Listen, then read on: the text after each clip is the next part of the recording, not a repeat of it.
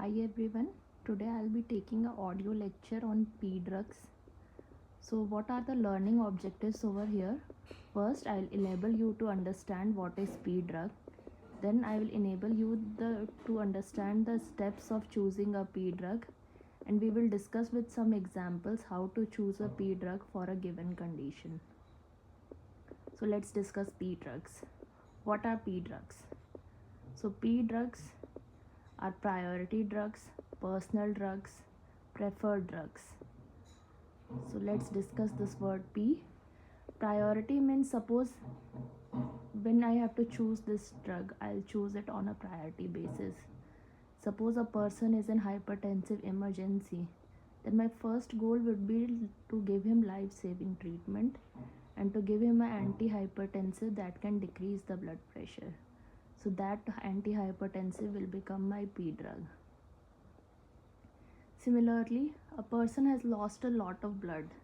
So my first step would be to give 1 liter of normal saline followed by blood and blood products.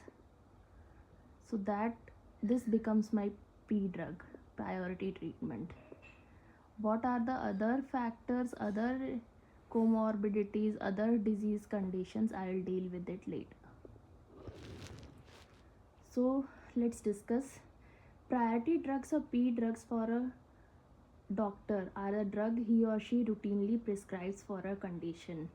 The doctor becomes familiar with these drugs, their uses, and their adverse effects. So P drug can be different for one doctor or one hospital and can be different for another hospital.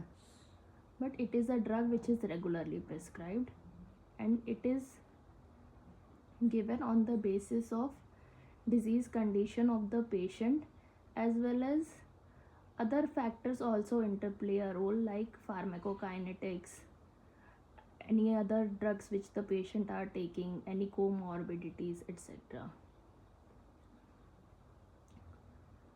So let's discuss it with few examples, that how pharmacokinetic properties decide a P drug. For example, a patient is having an acute attack of angina. I want to give nitroglycerin. I can prescribe both oral or sublingual nitroglycerin. So in the emergency, when there is acute attack of angina, I will prefer sublingual route of nitroglycerin. Why? Because it has a more rapid onset and it has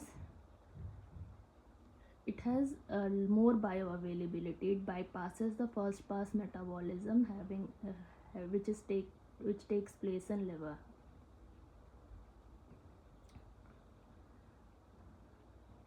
Let's discuss a few more examples. So suppose I have to give treatment for malaria.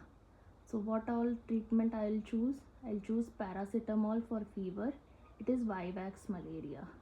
I'll choose chloroquine. Since it has a large volume of distribution, I'll first give a loading dose of 600 mg followed by 300 mg after 8 hours and 300 mg each on second and third day.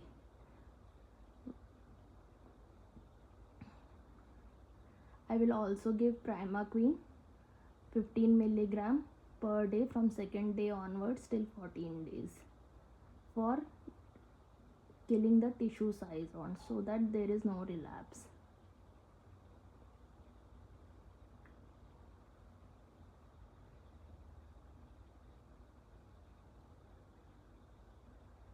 So similarly, for different conditions, a doctor may have a different P drug, but doctor is very familiar with the use of these drugs. So how do we choose a P drug? First, we listen carefully to the history that the patient is providing, because even simple changes in history can change the P drug. For example, hypertension. We know that first line drug for hypertension is thiazides. But suppose a patient is giving a history of hypertension with diabetes. My first line drug changes to ACE inhibitors or angiotensin receptor blockers. So minor changes in history can make the different P drug a priority.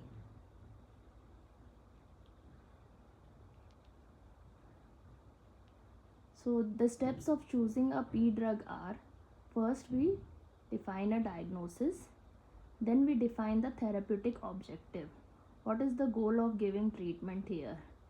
For example, in some cases there may be an acute setting, so I just want to tide over the crisis. For just like acute attack of angina, I want to give sublingual nitroglycerin so that I can provide symptomatic relief to this patient as soon as possible. Then for maintenance therapy, I can use oral nitroglycerin. Similarly, with hypertension, when a patient comes, my first step would be to decrease the BP. In long run, I would also want to reverse the effects of remodeling and provide mortality benefit to the patient and prevent the complications of hypertension. Similarly, in CHF, in an acute setting, I would want the heart to pump more blood with help of digoxin. But in chronic setting, I would want to prevent the cardiac remodeling which is happening in this patient and provide mortality benefit to the patient. So this mortality benefit can be given via beta blockers or ACE inhibitors or ARBs.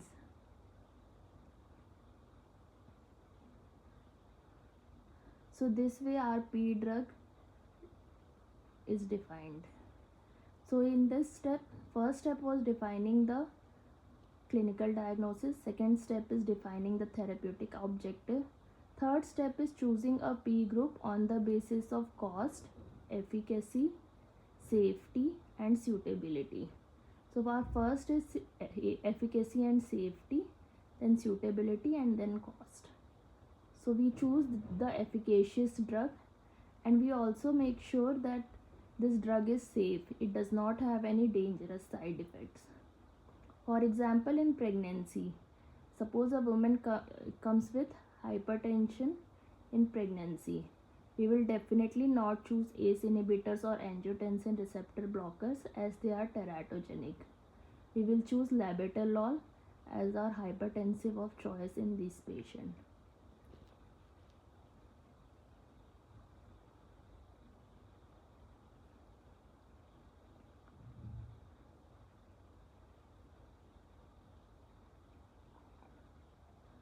So first we consider safety and efficacy. Then we see if the drug is suitable for this condition. We also check the pharmacokinetic properties. For example, if a drug has longer TF, it is long acting, we can give once daily dosing. If it is a short acting drug, frequent dosings are needed. So we will choose a once daily dosing drug. And then cost is also important in developing countries. In developed countries, drugs are chosen mainly on the basis of first three criteria: safety, efficacy and suitability.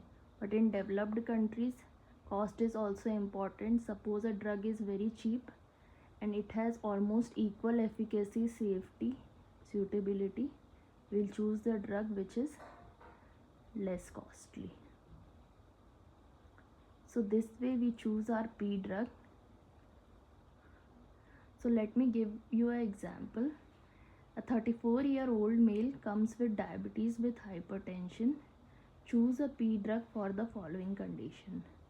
So it's diabetes with hypertension. What are our goals here? That we have to lower the BP and we have to also prevent the complications of diabetic nephropathy. So our antihypertensive of choice, the groups which we get are ACE inhibitors and angiotensin receptor blockers. ACE inhibitors have a disadvantage of dry cough and angioedema, while angiotensin receptor blockers don't have this side effect. But cost wise, ACE inhibitors are much cheaper as compared to angiotensin receptor blockers. So we will choose, for a developing country, if it is resource poor setting, we will choose an ACE inhibitor such as enalapril. However, if it is a developed country or we are talking about a corporate setup where cost is not a problem, we will choose telmisartan, which is an angiotensin receptor blocker. So this way we choose our P drug. So with regular prescribing, we become familiar with the use and side effects of P drug, and it makes our prescribing more efficient. So every doctor has his or her own list of P drugs. So he becomes familiar with those drugs. Then while prescribing, we have to make sure that the prescription is legible and complete in its every part. Thank you. Do subscribe to this channel.